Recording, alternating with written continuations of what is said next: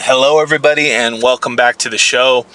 This week, I want to talk to you guys about RFK and why I think a lot of the hope and excitement behind his Make America Healthy Again initiative is very misplaced.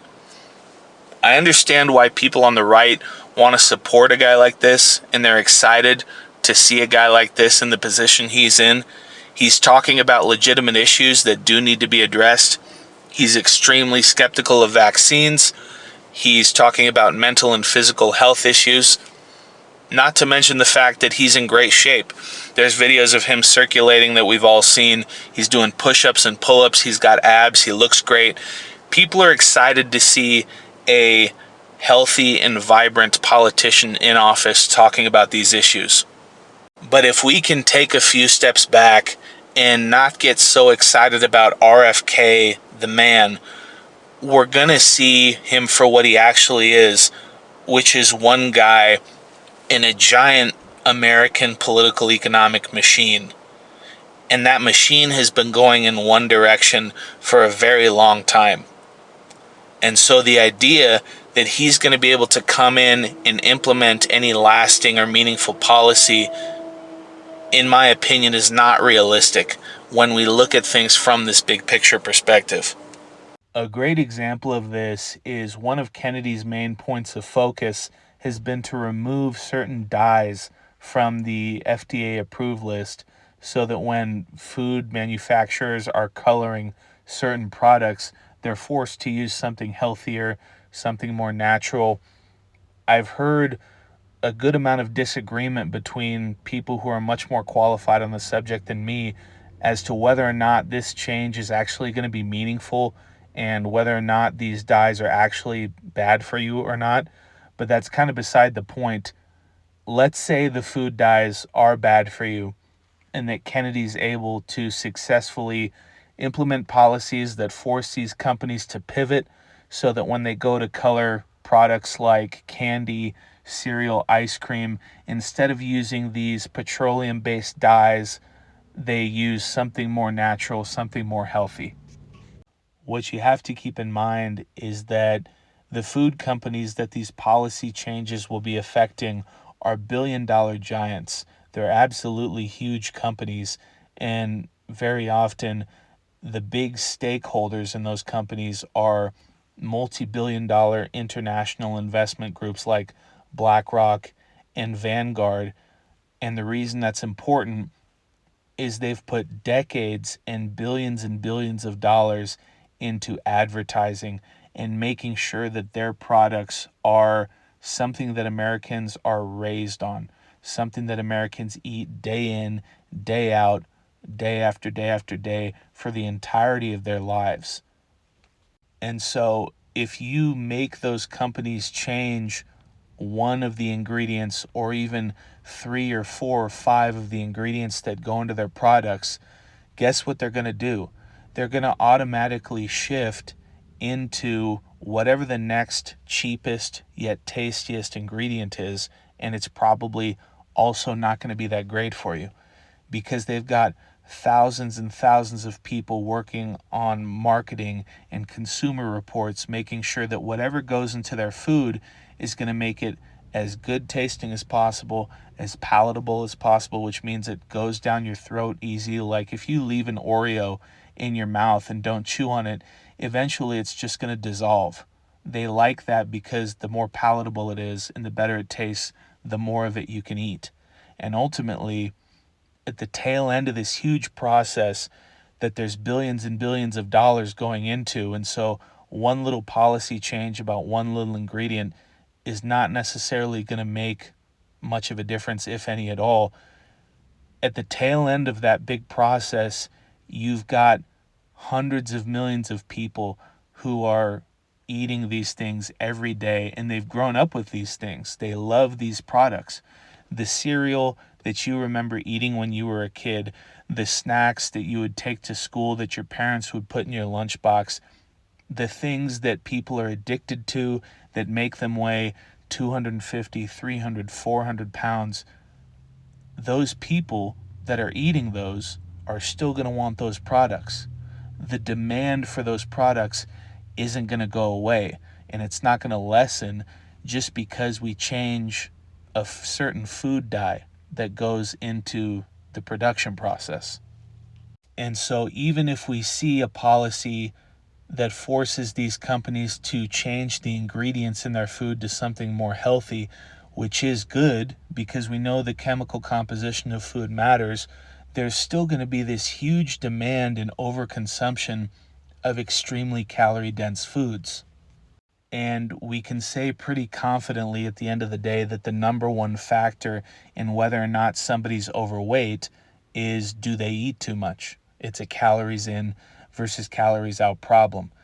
And one of the biggest indicators for overall health in a person is whether or not they're overweight. And so you have to ask yourself the question, are people as overweight as they are in this country because of the dye in the food, or is it because when they crack open that food, they eat the entire package, and that's in one sitting, and that's followed by another 4 sittings of similar overconsumption of that high calorie food? So unless we see a huge cultural shift in the United States in the next few years in regards to what types of food we want to eat and how much we eat, I don't think we're going to see any meaningful change from these companies, because ultimately they're just chasing whatever makes them the most money. And we know in this country, the private sector and the government that's supposed to be regulating them, they very often have an incestuous relationship where the regulators are making money and being influenced and sometimes even controlled by the people and companies they're supposed to be regulating. And so that system is ultimately going to go towards whatever makes it the most money. And what makes it the most money is providing you and I with products that we really, really want to buy over and over and over again. And a lot of people seem to genuinely believe that RFK is a good guy and he's on our team and he's going to go in and do what he says he's going to do for the right reasons, and he's going to save us from being fat and autistic.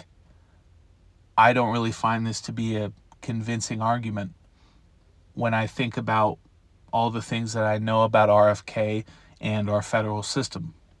RFK has been involved with politics his entire adult life. His family, the Kennedys, as everybody knows, has been involved in high society and the highest levels of politics that this country has available for decades, going back to before my dad was alive. And those are the waters that he and his family swim in. And so when a guy like that, with that background from that environment, and knowing how corrupt and immoral that environment is, says something like, yeah, I was on Epstein's plane twice, and we were taking a ride on that plane because my wife was friends with Ghislaine Maxwell, who was Epstein's girlfriend, confidant, co-conspirator, fellow human trafficker, and they offered the plane to us for personal use for vacation or something. That's deeply concerning to me. Now, those of you who are big fans of RFK might be arguing, well, he went on his plane in the 90s. Nobody really knew who Epstein was yet, so we're not worried about it. He probably just didn't know. And that's a fair argument. And I'm not necessarily trying to argue that RFK is for sure guilty of something. But what I am saying is that everybody who came within 100 feet of Epstein seemed to know who he was, or at the very least that he was a problem. If you go back and listen to the Bill Gates interview where he's asked about his relationship with Epstein, he says, yeah, that was a mistake. What was a mistake? That you were friends for years and years with one of the most prolific human traffickers on the planet, even after he had been charged with serious crimes? His wife is quoted in articles as saying, yeah, I kind of told him to avoid this Epstein guy. He seemed like a problem. Or if you go and you listen to the Eric Weinstein interview where he talks about his first time meeting Jeffrey Epstein, he goes to his house and he walks in, or one of his multiple properties, and he walks in and he has a big American flag draped over a dining room table as a tablecloth. As in, if you spill red wine or pasta on the table, you're getting it on an American flag. And then he walked into the next room, and there was a camera in the eye of the statue in the center of the room. And the camera wasn't hidden.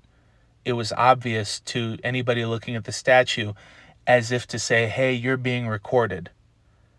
And when he spoke with Epstein, Eric says, there was a young, attractive woman sitting on his lap while they were having a conversation. And there's a bunch of other interviews and eyewitness statements you can look at. Everybody knew who Epstein was to some extent, or at the very least, they knew that this guy, something was going on that was not good. And then when you go to the very top and you see that Donald Trump has a relationship with Epstein going back decades, according to reporters like Whitney Webb and Nick Bryant. And if you're skeptical of what I'm saying, or you think it's made up by the mainstream media, I would encourage you to go read the articles, listen to the podcast done by Nick Bryant and Whitney Webb. They have done more work and dove deeper on this subject than probably anybody else. And they have lots of credible evidence showing that Trump and Epstein have a relationship going back years. And they have an ironclad case backed by many points of evidence that Trump was directly involved with Epstein's crimes going back years. And I think a lot of people who were really hardcore Trump supporters didn't want to accept this for a long time, but they're being forced to now because Trump has done a total 180 on the Epstein case. He went from saying, we're going to release the grand jury files, we're going to investigate it and look into it and make sure justice is done. And now he's basically rolling his eyes and hand waving and saying, this is a Democratic hoax, it's boring, are we still talking about that? He's spitting right in the face of his supporters. And this is the guy who gave RFK his job. And so when somebody comes to me and they say, hey man, we're going to make America healthy again, I just can't get excited because I don't believe that it's going to happen. If you have a government that's filled with these monsters who are guilty of these heinous crimes, and they're supposed to be regulating an industry who, best case scenario, their ultimate goal is to just make as much money as possible, I don't understand why anybody has any hope in any of these things happening. Ultimately, I don't say these things to make anybody feel hopeless or angry about politics. I just want us to stop placing our hope in the American federal system because it's full of criminals and they do not care about you. If you're unhealthy, if your family's unhealthy, you need to focus on the changes that you can make right now to improve your situation. Healthy communities are built on healthy families, and that's how you make America healthy again. If you wait for positive change from the federal system or a politician, you're going to be waiting a long time.